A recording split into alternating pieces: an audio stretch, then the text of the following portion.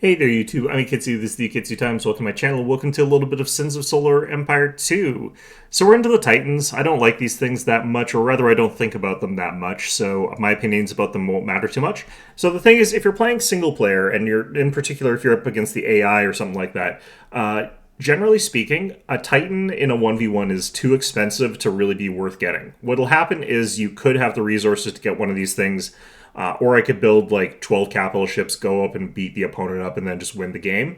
Or I could build a Titan and do kind of that. But if I'm in a situation where I can sit there, wait until I've got the tech to get the Titan Foundry, wait until I've got the tech for the Titan, get the Cornium so I can build the Titan. I'm in a situation where if I'm down that much firepower and that much money for that long, my opponent should have been able to come in and beat me senseless. And if he can't do that, then I could have just built anything else and won the game.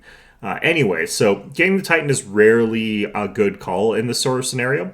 Now, I understand that if you're playing in multiplayer, especially team games, people consistently get Titans. You're going to typically have one player who's going very offense orientated, going straight up the hostility research tree or what have you, and they are going to typically get access to a Titan because they're getting a bunch of resources funneled to them from players that are going for economy.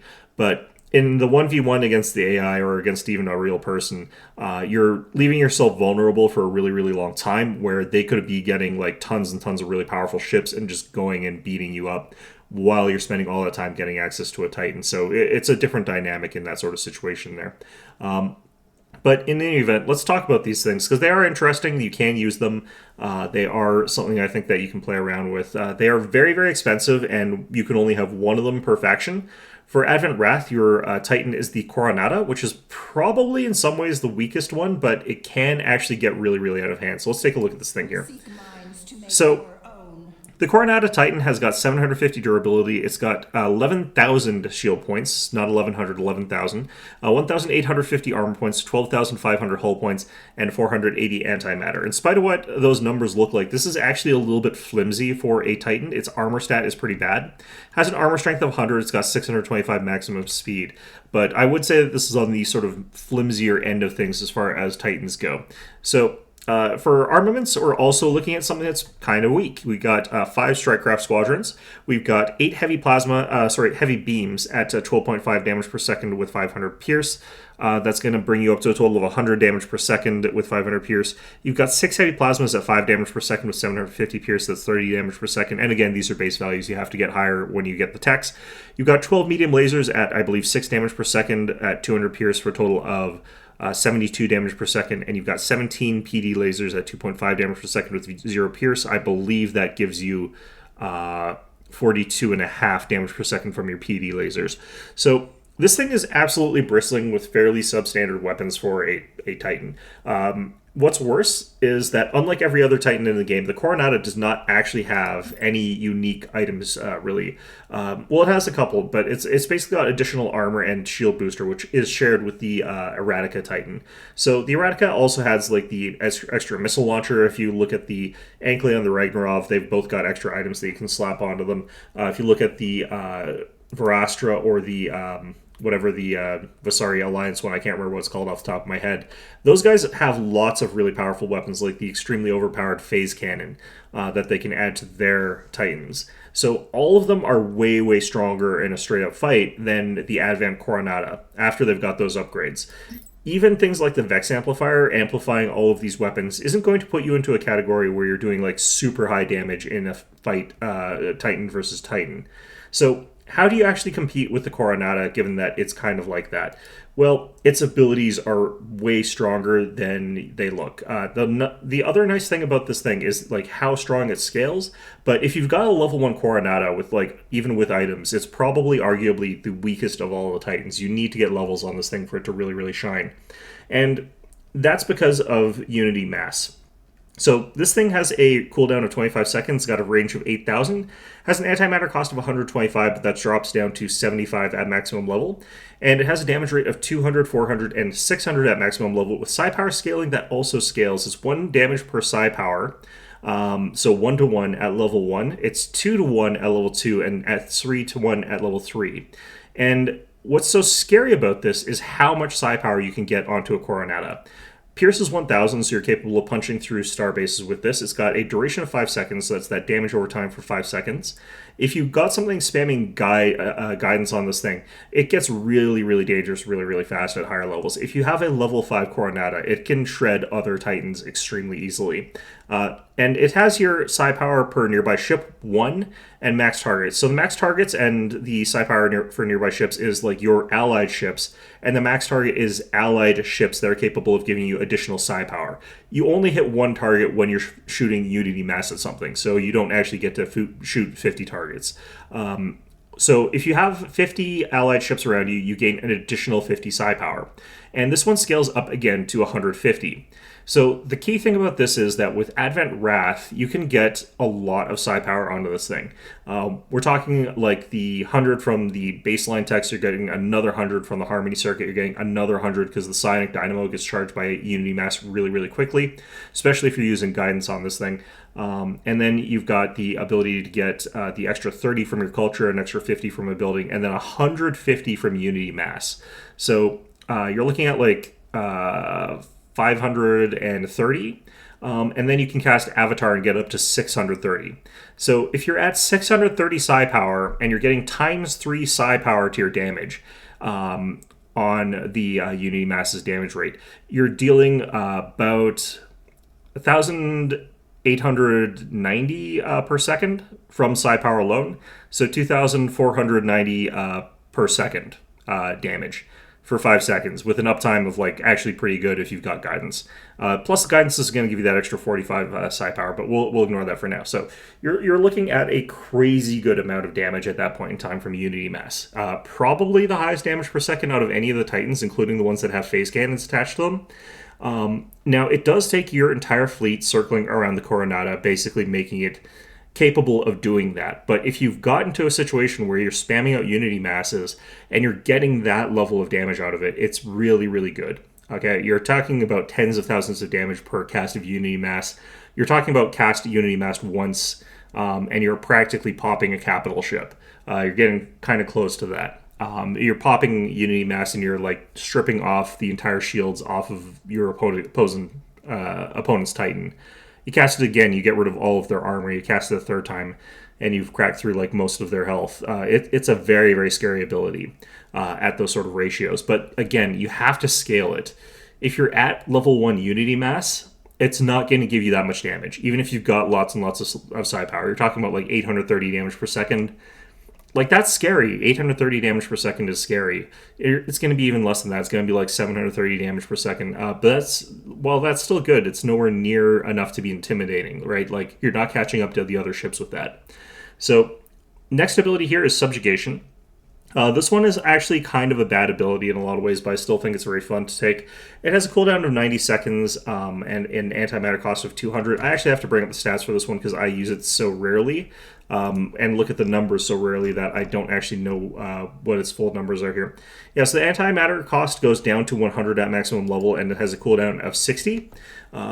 If you build solely for subjugation, your opponent's just not going to go near you with subcapitals. That's just what's going to happen there. Or they're just going to ignore it because the chance caps out at 10% roughly. The psi power scaling on this is extremely bad as far as the chance goes. So a 10% chance of getting all your opponent's ships for every 60 seconds, like, it's okay, it's whatever. Because it doesn't work on capital ships, it doesn't work on command ships, it doesn't work on Titans. You're looking at just getting their sort of weak stuff.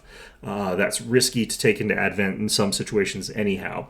It's extra risky to take it into Advent Wrath in the late game because they've got a lot of things that can mind control those ships. So you're probably not going to get great use out of Subjugation in most situations. It's more of a threat to your opponent, which is kind of why I only take it that like one level there. The radius increasing from the psi power, though, is kind of nice because it means that it's easier to catch the entire enemy fleet in that. It does actually increase in radius naturally, I believe, up to... let's just double check here. Yeah, it goes 3,000, 4,500.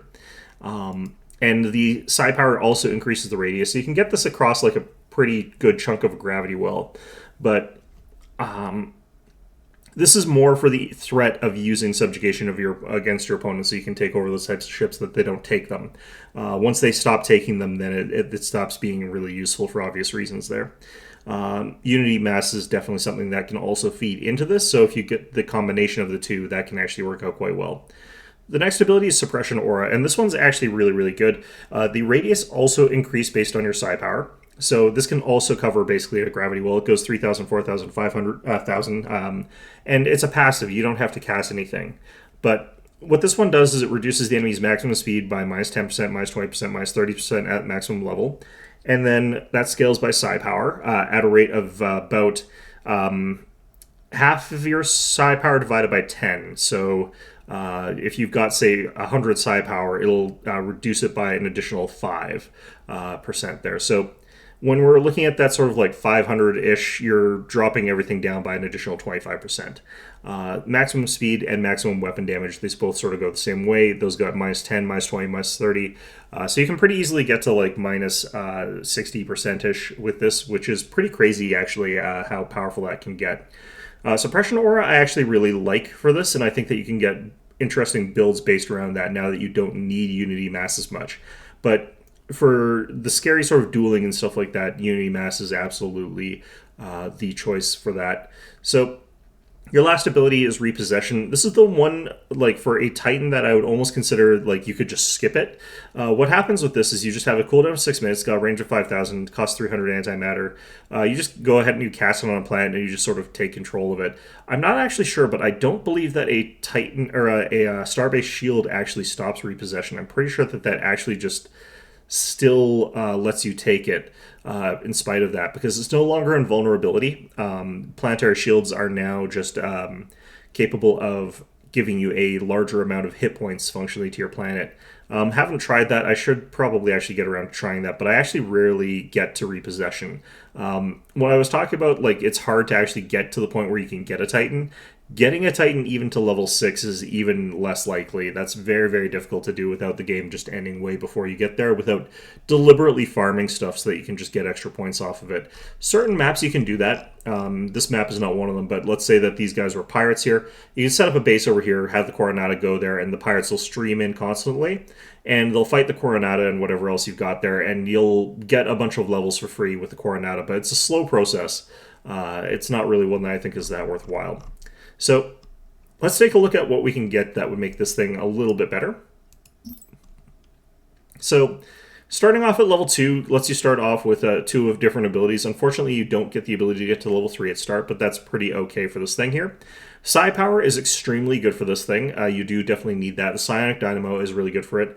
The Harmony Circuit is really good for it. You're going to probably want to get Psi-Kinetic Plating. Even though your armor isn't great, your Psi Power is going to be great, which makes it so that your armor strength can get so ludicrous that this thing actually is pretty tough that way.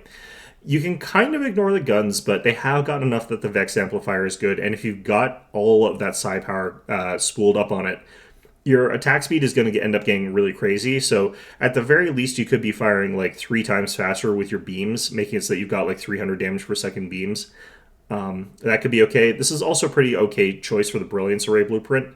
And this is where I actually think the Coronata's design is kind of nice. You've got all these different options for items that Advent want that are really, really strong anyway.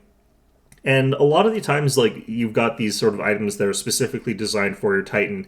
And they're kind of like okay, but they're nothing like too crazy. But like the Vex Amplifier is crazy. Like, it is better than most of the specific items that you'd be giving to a Titan. So it's quite strong in that sort of regard there. You do have access to the additional armor blueprint and the additional shield booster. I actually don't think that these are that good. I think that you could definitely take them in a pinch, but I don't know if they're worth the fact that you have to research them and then just get like 15% of that stuff there instead of going and getting Psi-Kinetic Plating and getting like a 50% max armor points bonus instead of like... Because you get way more in some ways out of this in terms of like flat number. 15% of your hull points is more hit points. But even then, if you're going for that sort of thing, you could get like the structural force fields, and that gives you like 30% extra hull points plus the extra heal. I don't know. I guess this is technically stronger than that one. I think that the Psi-Kinetic Plating is stronger than additional armor, though. And similarly, I do think that the Synchronous Shields level 2 is significantly stronger than the Shield Booster, so I'm not really sure why you've got sort of those options. You could layer them both on there, but you do only have 8 item slots, so yeah, you kind of have to pick and choose what you're sort of getting there. This is one of the instances where the Consecration Inducer could actually be good. You've got a huge shield pool, and you've got the potential to get like basically 100% of your shields back from the Consecration Inducer. So you can get that on this thing and have that go off every 6 minutes and just fully heal your shields. But I typically don't go for that route either. Now, as far as energy goes, you're definitely going to want the shield burst effect there, the shield replenishment. The actual base values are quite good, especially because you've got such a high amount there. You are going to want the additional antimatter because you do spend it really quickly on the Unity Mass ability there. You've got a ton of beams, so you do want the beam damage.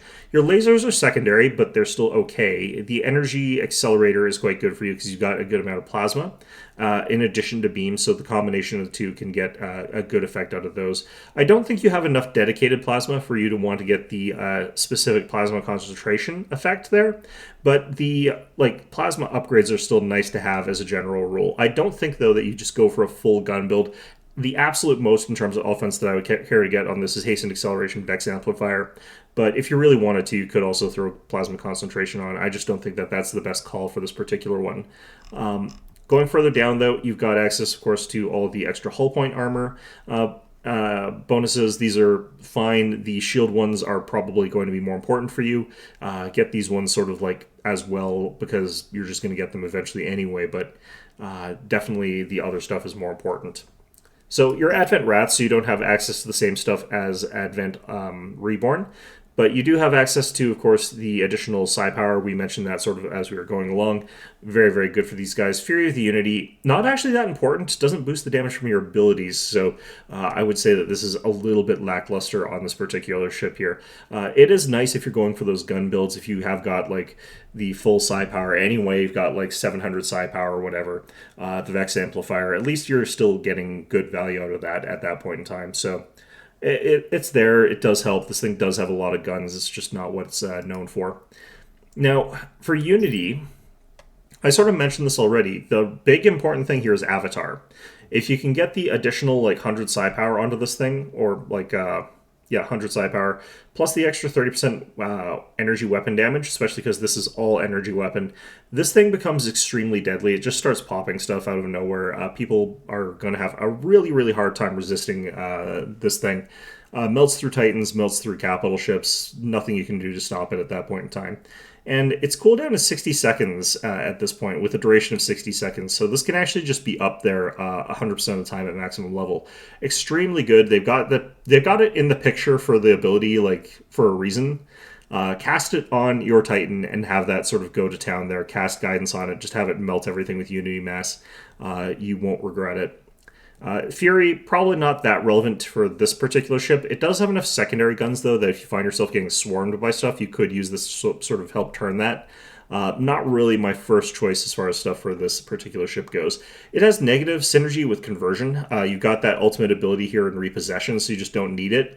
But yeah, so this is definitely something you don't do if you're planning on getting repossession. Every 6 minutes you can just convert a planet and skip going through all this nonsense, because repossession requires like a lot of different hoops that you have to go through to actually get a planet with it. It's not really worth it. Chastise can actually be worthwhile under certain circumstances. If someone sees that you're coming at them with like the Titan here, it's got like Avatar, you got all this other stuff, and they're trying to like reposition so that they can like combine their fleets together and fight you with more stuff if they're a little bit out of position. You can use Chastise to make it so that you can get in range with the Suppression Aura, and once you sort of latched on with both of those, their maximum speed drops down to basically it's basically over for them. You just catch up to them at that point in time and start chopping down their fleet, and they won't be able to get away from you. But I do definitely think that the one you take here is Avatar. That actually increases the range of Suppression Aura. It increases the damage from Unity Mass. It increases the damage of all your weapons, which should be getting like ramped by the Vex Amplifier. So let's talk about builds for this one. Now, I do think that there is some utility in going for early subjugation. If you go for this early, you get that big radius from like a bunch of psi power or what have you, and you just sort of run this straight into the enemy fleet there and get into the middle of them, hit a repossession or subjugation sort of early there, and you get a couple of those off. You can really swing fights in your favor. So if your opponent went like super, super hard, getting loads and loads and loads of, say, cruisers there, they've got loads of Harkas or something like that, or a bunch of carriers, you can swing that fight by getting a whole bunch of them onto your side with subjugation. The only problem is that the percentages don't really work out in that sort of sense there. But if you cast some guidance and you really sort of stick to it, you manage to get like a level 2 version of this that's got the 75-second cooldown naturally and the 6% chance. You could probably pop off a couple during the fight before your opponent's able to sort of stop you. If I'm going for subjugation, I'm going to go for the suppression aura as the secondary ability so that I reduce the enemy's weapon damage and speed.